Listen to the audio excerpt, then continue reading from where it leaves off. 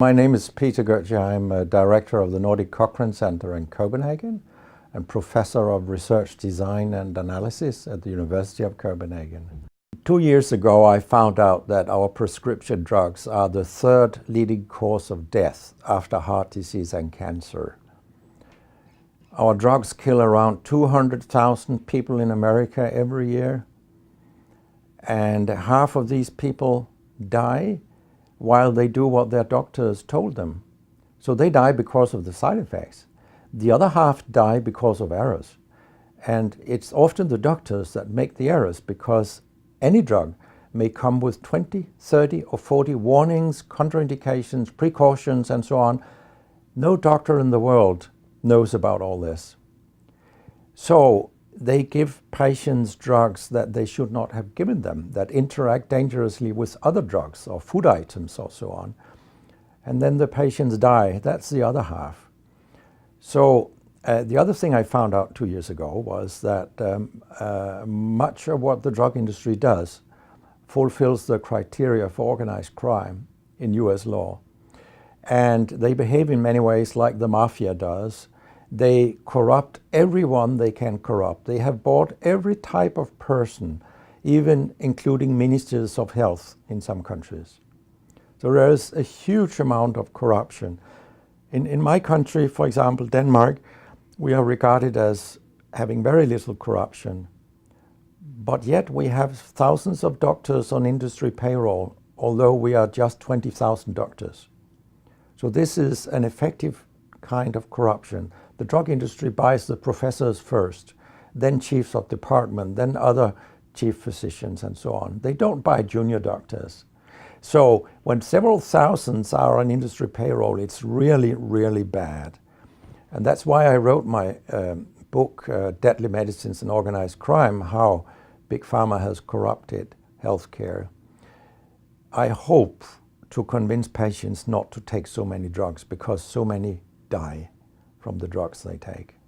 In my country, people take so many drugs that every single citizen can be in treatment with 1.5 drugs from they are born till they die. This is incredible. And drugs are not that helpful. And they kill very many of us.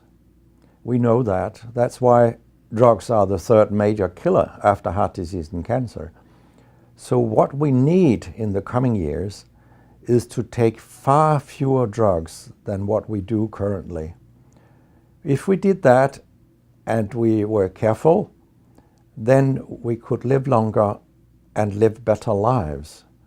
Because drugs have many side effects, and patients often don't realize that when they become worse, that it could be a side effect of the drug, which they continue taking because that's what their doctors tell them. So when I was a specialist in internal medicine, what I very often did was that I stopped a lot of drugs, particularly in elderly people, and it's quite revealing to see a bedridden elderly person come into your ward, and when you stop the drugs, I mean, that person becomes many years younger. And many of these drugs affect the brain, and old people tolerate that very, very badly. They fall, and when they break a hip, 1/4 of them die. And for example, antidepressant drugs are used in more than 10% of our elderly. And they seem to kill 3% of them every year. I mean, if 100 old people take an antidepressant for 1 year, 3% of them will die because they fall and break their hip. This is a huge death rate. So a lot of other drugs than antidepressants also make people fall and kill them. And they may affect your cognition, your memory, and all these things. And then they interact in ways that we know almost nothing about. Very many elderly, they take more than 5 drugs a day. And we actually don't know how these drugs interact with each other. What we do know is that all drugs have many effects in the body, and some of them interact also in their metabolism.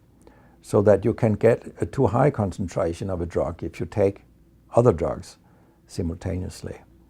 So we make a lot of harms that we don't even recognize. I have a pretty colorful collection of things people have called me during all these years.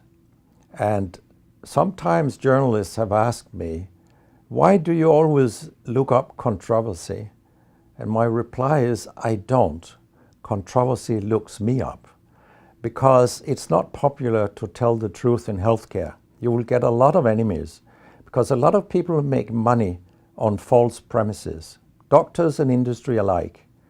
And our drug regulators and our politicians, they are on board on this wagon. So very few people are independent of money in healthcare. And of course, I have attacked a lot of holy cows during my career, and people have screamed loudly. In a French journal, I was called a statistical masturbist because I showed with statistics that mammography screening didn't work and things like that.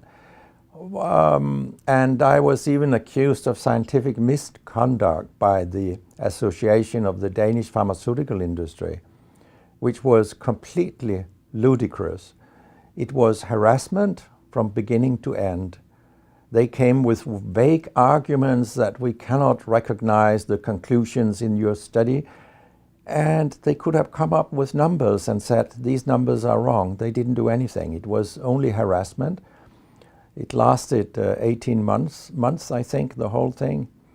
And then when we were acquitted, I made sure that this nasty behavior was described in the British Medical Journal. So after that, they haven't come so much after me, the Danish drug industry. And when my book about organized crime came out, they just lied about it, as they always do. That my examples were old, they went back 90 years and so on. But, you know, where I demonstrate that what the 10 biggest companies do is organized crime.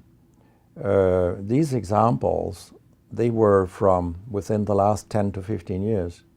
That's not old examples. And the crimes have increased because when crime pays, you will have more crime. That's how capitalism works.